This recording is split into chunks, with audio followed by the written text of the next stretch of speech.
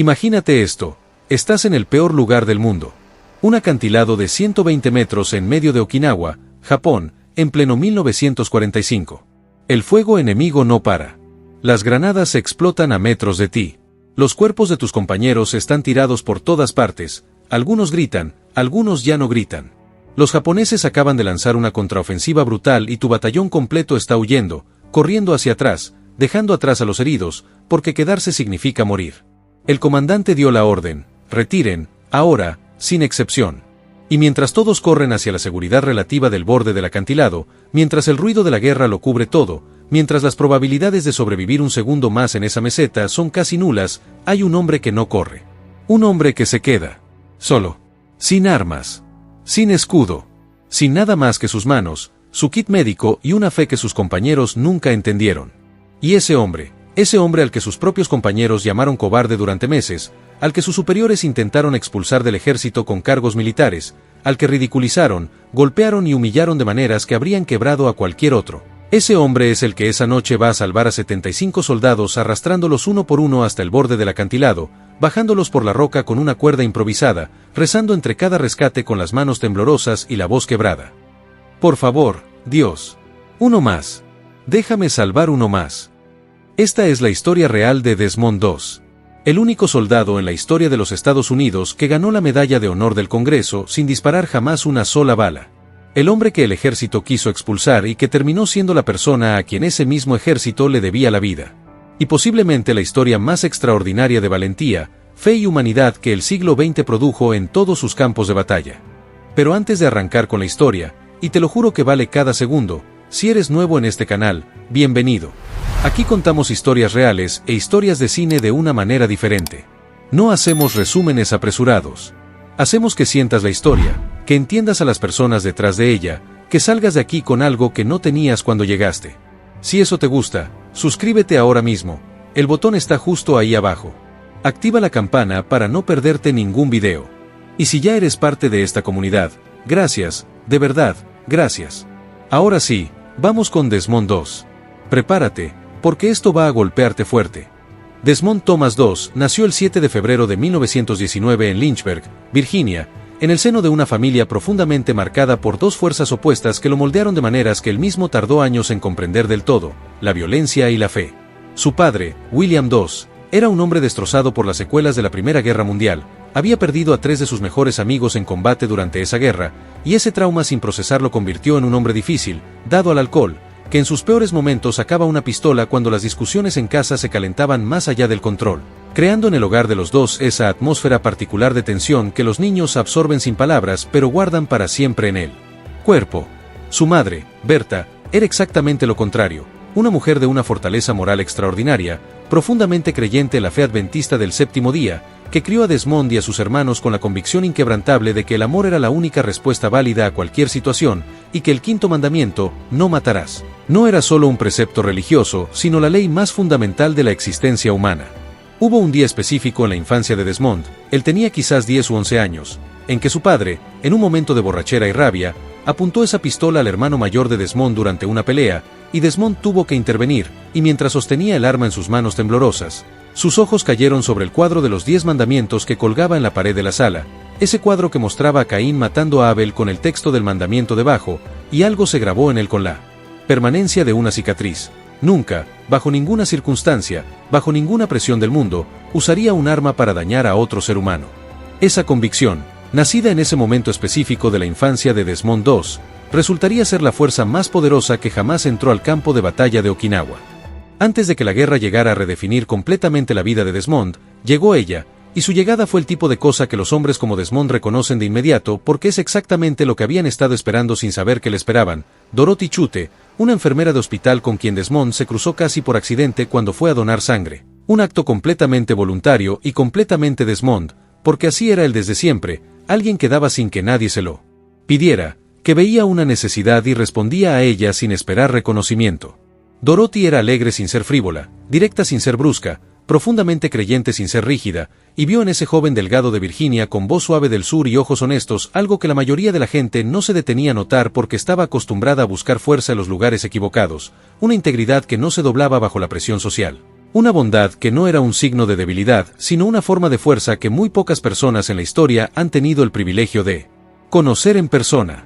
Su relación floreció con la rapidez y la solidez de las cosas que son correctas, no perfectas, sino correctas, en un tiempo en que el mundo se estaba preparando aceleradamente para la peor guerra que la humanidad había conocido, y cuando Desmond tomó la decisión de alistarse voluntariamente en el ejército a pesar de que su trabajo en el astillero lo eximía del servicio, porque creía genuinamente en su país y en la libertad y en que uno podía servir sin matar, Dorothy lo apoyó con una convicción igual a la suya, entendiendo de manera intuitiva y perfecta que el hombre que amaba era exactamente el hombre que era, y que ese hombre no iba a cambiar por ninguna guerra ni por ninguna presión del mundo. El 1 de abril de 1942, Desmond II se presentó voluntariamente al ejército de los Estados Unidos con una convicción absolutamente clara y una contradicción aparentemente imposible de resolver. Quería servir a su país con todo lo que tenía, quería estar en primera línea donde las cosas importaban de verdad, quería hacer su parte en la guerra que su generación había heredado, pero no iba a tocar un arma. Jamás. Ni en entrenamiento, ni en combate, ni en ninguna circunstancia que el ejército pudiera imaginar. Su trabajo en el astillero de defensa le habría dado derecho a un aplazamiento militar que muchos hombres de su edad habrían aceptado sin dudarlo, pero Desmond lo rechazó porque sentía visceralmente que servir a su país era un privilegio y no una carga, que podía hacerlo como médico de combate salvando vidas en lugar de quitarlas. Siendo como él mismo lo describió con esa sencillez que lo caracterizaba como Cristo en el campo de batalla, curando en lugar de herir. Lo que Desmond no había calculado, o quizás sí calculó y aceptó como precio necesario, era que el ejército de los Estados Unidos no estaba preparado emocionalmente ni institucionalmente para alguien como él, que su negativa a sostener un rifle sería interpretada por prácticamente todos sus superiores y compañeros no como una posición filosófica y religiosa coherente y constitucionalmente protegida, sino como una amenaza directa al espíritu de cuerpo que los militares consideran tan sagrado como cualquier Biblia, y que los meses que vendrían iban a ser, en muchos sentidos, más difíciles y más reveladores de su carácter que la propia batalla que lo esperaba al otro lado del océano. Desde el primer día en el campamento de entrenamiento, Desmond II se convirtió en un blanco, y no hay otra palabra más exacta para describir lo que experimentó durante esos meses que ese término militar. Era el objetivo de una campaña de hostigamiento sostenida, deliberada y completamente organizada por los hombres que debían ser sus compañeros de batallón. Hombres duros, muchos de ellos asustados por dentro aunque nunca lo admitirían, entrenados para desconfiar de cualquier cosa que se saliera de la norma, vieron en la negativa de Desmond a tocar un arma no una convicción religiosa legítima, sino lo que para ellos era la definición más pura de la cobardía. Un hombre que iba a estar en el campo de batalla, pero que no iba a ayudar a matar al enemigo, que iba a beneficiarse de la protección que sus compañeros ofrecían con sus rifles sin aportarla misma moneda de cambio. Le lanzaban botas mientras dormía. Le escondían sus pertenencias. Lo insultaban a la cara y a sus espaldas con una creatividad que habría sido casi admirable en otro contexto. Lo llamaban cobarde, fanático, inútil, peso muerto que nos va a matar a todos cuando lleguemos al frente, cobardía disfrazada de religión. Y todo eso mientras Desmond aguantaba sin devolver ni un golpe, sin perder la calma, sin abandonar ni un ápice de esa paz interior que sus compañeros confundían con frialdad o con desconexión emocional, pero que en realidad era lo más cercano a una fortaleza verdaderamente indestructible que cualquiera de ellos había tenido el privilegio involuntario de observar de cerca. Sus oficiales tampoco fueron mejor. El comandante Glover intentó por todos los medios legales a su disposición deshacerse de ese soldado incómodo, acusándolo de insubordinación, de no estar apto psicológicamente para el servicio, de representar un peligro para sus compañeros, cualquier cargo que pudiera hacer funcionar, cualquier argumento que pudiera convencer a los tribunales militares de que ese flaco de Virginia con voz suave y Biblia en la mano no tenía lugar en el ejército de los Estados Unidos. La situación llegó a su punto de quiebre más extremo en algo que la mayoría de los hombres no habrían sobrevivido con la dignidad intacta y que habría hecho que cualquier otro soldado se rindiera, firmara lo que le pidieran y buscara la salida más rápida posible. Los superiores de Desmond lo sometieron a un consejo de guerra formal, acusándolo de desobedecer órdenes directas, con la posibilidad absolutamente real de que terminara en prisión militar en lugar de en el campo de batalla que, paradójicamente, tanto quería alcanzar. Piénsalo un momento. El ejército quería meter en la cárcel a un hombre cuyo único crimen era negarse a matar. El hombre que en pocos años salvaría 75 vidas estuvo a punto de pasar esos mismos años encerrado porque se negó a violar su conciencia. Desmond se presentó ante ese tribunal sin recursos legales elaborados, sin un equipo de abogados, con una sola cosa que no podía quitarle nadie: la certeza absoluta y serena de que tenía razón, de que la constitución de su país, el mismo país al que estaba dispuesto a dar su vida, garantizaba la libertad religiosa, de que un hombre no debería ser obligado a traicionar su conciencia más profunda para probar que amaba a su nación. Dorothy escribió una carta al tribunal apoyando la posición de su esposo con una elocuencia y una claridad que impresionaron incluso a los jueces militares. Y el tribunal, después de revisar los estatutos y los precedentes legales y la evidencia de que Desmond II estaba amparado por la ley que juraban defender, no tuvo más remedio que reconocer que ese soldado sin arma tenía derechos que ni el ejército más poderoso del mundo podía pisotear. Salió libre. Salió intacto. Y salió más determinado que nunca a probar, en el único lugar donde esa prueba podía hacerse de manera definitiva, que un hombre sin armas podía ser el soldado más valioso en cualquier campo de batalla de la historia. Para cuando la unidad de Desmond fue asignada a la batalla de Okinawa en la primavera de 1945, algo había cambiado de manera sutil pero perceptible en la relación entre Desmond y los hombres que lo rodeaban. Y ese cambio no vino de una conversación ni de ninguna declaración de principios, sino de algo mucho más poderoso y más difícil de ignorar, la evidencia de lo que Desmond era capaz de hacer bajo fuego real. En las batallas previas a Okinawa, en Guam y en Leyte, los hombres del batallón habían tenido ocasión de verlo en acción, y lo que vieron no encajaba con ninguna de las categorías que habían construido para él. El hombre sin armas no solo no huía cuando empezaban los disparos, sino que era invariablemente el primero en llegar donde estaba el herido, el último en retirarse cuando la situación se volvía insostenible, el que se quedaba cuando todos los demás ya habían dado todo lo que podían. Okinawa, sin embargo, era una escala completamente diferente de horror. Una isla estratégica que los japoneses habían convertido en una fortaleza subterránea de túneles, búnkeres y posiciones de ametralladora, defendida por más de 100.000 soldados con órdenes de combatir hasta el último aliento en una batalla que los historiadores describirían después como uno de los enfrentamientos más sangrientos del Pacífico, con más de 12.000 americanos muertos y decenas de miles de heridos. Y en el corazón geográfico y simbólico de esa batalla, como si la guerra hubiera decidido concentrar toda su crueldad en un solo punto, estaba la escarpa de Maeda, que los soldados americanos pronto empezarían a llamar por un nombre que decía todo lo necesario: Aqsa Bridge, la cresta de la sierra. Una pared de roca de 120 metros de altura que tenían que tomar o morir en el intento.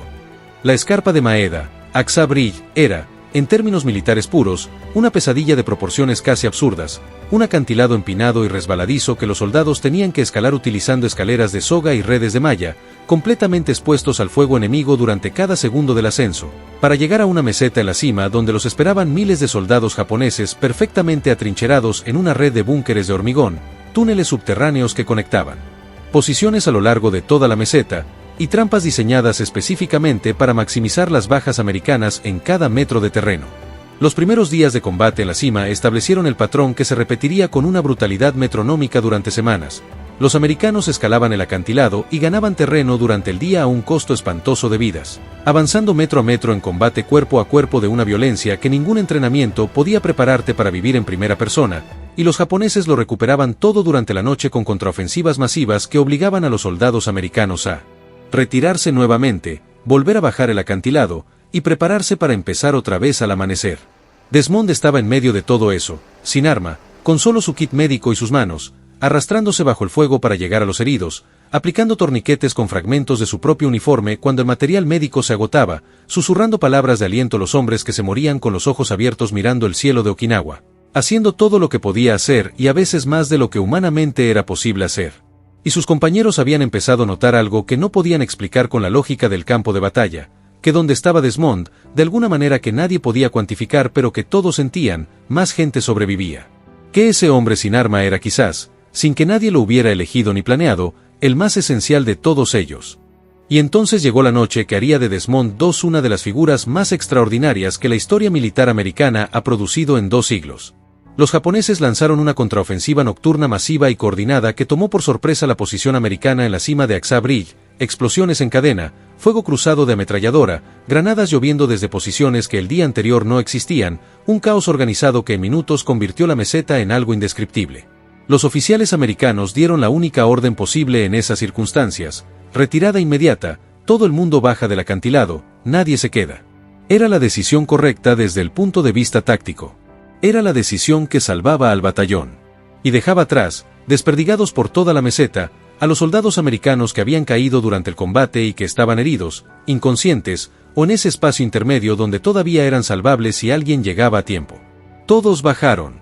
Todos, excepto Desmond II, que en el momento exacto en que pudo haberse unido a la retirada, en el momento en que hubiera sido perfectamente razonable y comprensible que siguiera a sus compañeros hacia abajo, tomó una decisión que no fue heroica en el sentido en que Hollywood usa esa palabra, no fue una decisión dramática ni calculada ni pensada. sino que fue simplemente la única decisión que ese hombre específico, con esa formación específica, con esa fe específica, era capaz de tomar en ese momento. Se quedó solo en la cima de un acantilado en el que el ejército más disciplinado y letal de Asia tenía órdenes de no dejar a nadie vivo.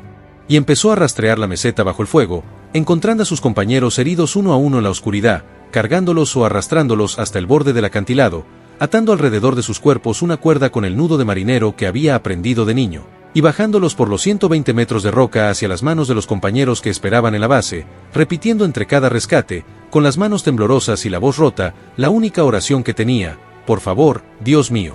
Uno más. Déjame salvar uno más. Esa noche, esa sola noche extraordinaria en la cima de Aqsa Bridge, mientras el fuego enemigo seguía y la oscuridad de Okinawa lo cubría todo, Desmond II bajó del acantilado a 75 soldados americanos. 75 hombres que habrían muerto en esa meseta sin que nadie jamás supiera sus nombres. Los registros militares posteriores, más conservadores siempre en sus cifras que la realidad de los testigos, insistieron en que la cifra estaba más cerca de 100. El propio Desmond, con la humildad absoluta que lo definía en cada cosa que hacía, siempre dijo que él calculaba haber salvado alrededor de 50, porque no recordaba con certeza más que eso, y nunca se atribuyó más de lo que podía afirmar con seguridad. La película de Mel Gibson se asentó en la cifra de 75 como un punto de consenso entre todas las versiones disponibles. Pero más allá de los números, que son asombrosos en cualquier versión, lo que importa es la imagen: un hombre solo, sin armas, en el lugar más peligroso del Pacífico en 1945, durante horas que debieron sentirse como siglos, haciendo el trabajo más físicamente agotador que existe en un campo de batalla: arrastrar cuerpos adultos en terreno irregular bajo fuego activo, con nada más que sus manos y sus piernas y esa oración que se repetía como si fuera el único combustible que le quedaba. Sus compañeros, cuando supieron lo que había hecho, quedaron sin palabras de maneras que ninguno de ellos había experimentado antes, y los que habían sido los más crueles en el hostigamiento durante el entrenamiento quedaron sin palabras de maneras todavía más profundas, porque tenían que cargar con el peso específico de haber llamado cobarde al hombre que le salvó la vida. La historia de Desmond II en Okinawa no terminó esa noche legendaria en la cima del acantilado. Continuó en las semanas siguientes con esa misma intensidad que parece irreal hasta que recuerdas que fue documentada por decenas de testigos y que la realidad tiene a veces una capacidad para la tragedia y el heroísmo que supera cualquier imaginación. Desmond continuó sirviendo como médico de combate en condiciones que habrían justificado de sobra que cualquier hombre pidiera ser relevado y enviado a retaguardia, y en 2 ocasiones distintas estuvo a punto de morir de maneras que revelan algo sobre su carácter que va más allá de cualquier categoría de valentía que conozcamos. La primera vez fue durante una operación en que guiaba a sus compañeros fuera de una emboscada japonesa. Una granada aterrizó a sus pies y la explosión lo envió volando, destrozándole las piernas con metralla y hiriéndolo en múltiples puntos del cuerpo, y Desmond se trató sus propias heridas lo mejor que pudo con lo que tenía a mano, y luego esperó durante horas, en silencio, sin quejarse, para que los camilleros se ocuparan primero de los demás heridos que consideraba más graves que él mismo. La segunda vez lo encontró en camilla, siendo transportado hacia la retaguardia finalmente, cuando un francotirador japonés lo alcanzó en el brazo con una bala que se le incrustó en el hueso, y Desmond, con una bala en el hueso del brazo y las piernas destrozadas por metralla y el cuerpo al límite de lo que puede aguantar un ser humano, se rodó de la camilla. Le dijo a los camilleros que encontraran a un soldado que había visto caer más atrás y que lo usaran a él para transportarlo primero. Ese era Desmond II en su versión más completa y más imposible de imitar: herido, sangrando, a punto de perder el conocimiento en un campo de batalla enemigo, y aún así, incapaz de concebir que su bienestar pudiera tener prioridad sobre el de otro. El 12 de octubre de 1945, en el jardín de la Casa Blanca en Washington, D.C., Desmond Thomas II se paró frente al presidente Harry S. Truman y recibió la Medalla de Honor del Congreso de los Estados Unidos, el honor militar más alto que la nación puede otorgar a uno de sus hijos, convirtiéndose oficialmente en el primer objetor de conciencia en la historia del país en recibir esa distinción, y en uno de los pocos soldados en la historia de cualquier ejército que la recibieron no por haber destruido al enemigo, sino exactamente por lo contrario, por haberse negado a hacerlo y haber usado todas sus fuerzas, toda su resistencia y toda su fe en la preservación de la vida humana sin distinción. El presidente Truman, que no era hombre dado a las exageraciones, le dijo a Desmond algo que pasó a los registros históricos y que todavía hoy resulta difícil de escuchar sin que algo se mueva por dentro: preferiría tener esta medalla que ser presidente. Desmond, con la incomodidad completamente auténtica de alguien a quien la atención pública le resultaba genuinamente difícil y que nunca en su vida había buscado ser el centro de nada, aceptó el honor con la misma humildad con que había hecho todo lo demás, insistiendo siempre y ante todos que el crédito no era suyo, que él solo había sido el instrumento, que lo único que él hizo fue no rendirse y seguir pidiendo a Dios uno más. Durante décadas rechazó la inmensa mayoría de las solicitudes para hablar públicamente de su historia, rechazó contratos de libros y películas, eligió vivir tranquilamente en su pueblo de Piedmont, Alabama, cultivando su jardín, criando a su familia, yendo a la iglesia, hasta que el productor Bill Mechanic lo convenció, cuando ya tenía más de 80 años y la salud muy deteriorada, de que era tiempo, de que el mundo merecía conocer lo que había pasado en Okinawa, de que esa historia no debería morir con él. Aqsa Bridge, dirigida por Mel Gibson y estrenada en octubre de 2016 con Andrew Garfield en el papel de Desmond II, fue recibida por la crítica y el público como una de las experiencias cinematográficas más impactantes de ese año y como una de las películas bélicas más poderosas que el cine ha producido desde Saving Private Ryan. Gibson, que conocía la historia de DOS desde hacía años y que quedó obsesionado con ella en el sentido más productivo que esa palabra puede tener, tomó la decisión de no suavizar absolutamente nada. La primera mitad de la película muestra sin ningún tipo de compasión el infierno del entrenamiento y el hostigamiento sistemático que Desmond sufrió a manos de sus propios compañeros, construyendo en el espectador una empatía hacia ese personaje que es profunda y totalmente ganada. Y la segunda mitad muestra la batalla de Aqsa Bridge con una brutalidad visual que no tiene ninguna función gloriosa sino exactamente la opuesta, mostrar la guerra como el infierno absoluto que fue para que el acto de Desmond de caminar de regreso a ese infierno voluntariamente, solo y sin armas, tenga el peso histórico y moral que merece sin que nadie en la sala tenga que hacer ningún esfuerzo intelectual para entenderlo. Andrew Garfield entregó en esa película posiblemente la actuación más compleja y más sentida de toda su carrera, capturando esa combinación específica e improbable de dulzura genuina y acero indestructible que hacía de Desmond II algo que el cine rara vez logra, un personaje completamente bueno que no resulta aburrido ni ingenuo sino que resulta, paradójicamente, el más fascinante y el más emocionalmente complicado de todos los que lo rodean. La historia de Desmond II es incómoda de una manera muy particular y muy productiva, y esa incomodidad proviene de que desafía casi todos los conceptos que la cultura contemporánea, y la cultura de todos los tiempos, en realidad, ha construido alrededor de lo que significa ser valiente en situaciones extremas. Normalmente asociamos el valor con la agresividad, con la capacidad de hacer daño cuando el daño se vuelve necesario, con la disposición a matar cuando las circunstancias lo requieren, y Desmond II nos muestra que esa definición, aunque no sea incorrecta, es radicalmente incompleta. Que hay una forma de valentía que es en muchos sentidos más difícil que cualquier otra porque no tiene el escudo de la violencia detrás del cual protegerse, que el hombre que entra al campo de batalla sin arma y sin la capacidad de defenderse a sí mismo necesita una clase de coraje que muy pocos seres humanos en toda la historia registrada han demostrado poseer bajo fuego real. Y hay algo más, algo que es la parte más incómoda y más importante de su historia. Desmond II fue ridiculizado, perseguido, golpeado y humillado precisamente por aquellos a quienes después salvaría la vida, y lo salvó de todas formas, sin condiciones, sin guardar rencor, con la misma entrega total e incondicional con que habría salvado a sus mejores amigos. Porque para él la vida humana no tenía condiciones que cumplir ni era algo que mereciera ser calibrado por el trato recibido. Ese nivel de amor sin reservas es lo que hace que la historia de Desmond II sea más que una historia de guerra. Es una historia sobre qué clase de persona es posible ser cuando decides que la persona que eres es más importante que las circunstancias que te rodean. Desmond II murió el 23 de marzo de 2006 en su casa de Piedmont, Alabama, a los 87 años, después de una vida que incluyó décadas de problemas de salud severos derivados directamente de sus heridas de guerra. Perdió un pulmón como consecuencia de la tuberculosis que contrajo en el campo de batalla. Perdió la audición a causa de las explosiones que soportó en Okinawa, y pasó años en rehabilitación y tratamientos que habrían amargado a cualquier otro hombre, y que sin embargo aceptó con la misma serenidad que lo había caracterizado desde niño, como si el precio pagado fuera simplemente parte del contrato que había firmado con sus valores el día que decidió quién iba a ser, y no hubiera más que decir al respecto porque lo que recibió a cambio, 75 vidas, el respeto de los hombres que lo habían odiado, la gratitud de un país entero y la paz de una conciencia sin manchas, era infinitamente más que suficiente. Su legado no es solamente militar, aunque el legado militar sea enorme y permanente, es un legado profundamente, radicalmente humano, la prueba más contundente que el siglo XX produjo de que un individuo puede decidir, en el momento más extremo y desnudo que la vida puede ofrecer, qué clase de persona quiere ser, y puede mantenerse fiel a esa decisión cuando todo el mundo que lo rodea conspira de maneras activas y violentas para obligarlo a hacer otra cosa. Desmond II nos deja la evidencia de que la mayor fortaleza que puede existir en un ser humano no se lleva en las manos, no se mide en kilos ni en músculos ni en la capacidad de infligir daño. Se lleva en el corazón, y su peso real solo se revela cuando todo lo demás ha sido quitado. Quiero terminar con algo que me parece esencial de esta historia y que creo que es fácil perderse entre el asombro legítimo por los actos de valentía física. Desmond II no salvó vidas a pesar de no tener armas. Las salvó, en parte, y de maneras que vale la pena pensar, precisamente porque no tenía armas, porque su único propósito posible en ese campo de batalla era mantener vivos a los demás. No había otra función para él, no había división de atención entre atacar y sobrevivir y rescatar. Y esa claridad de misión absoluta es lo que le permitió hacer lo imposible durante horas en la oscuridad de Okinawa. Mientras cada otro soldado en esa meseta tenía que dividir su energía y su concentración entre múltiples objetivos en conflicto, Desmond tenía una sola pregunta posible ante cada cuerpo caído: ¿puedo salvarlo?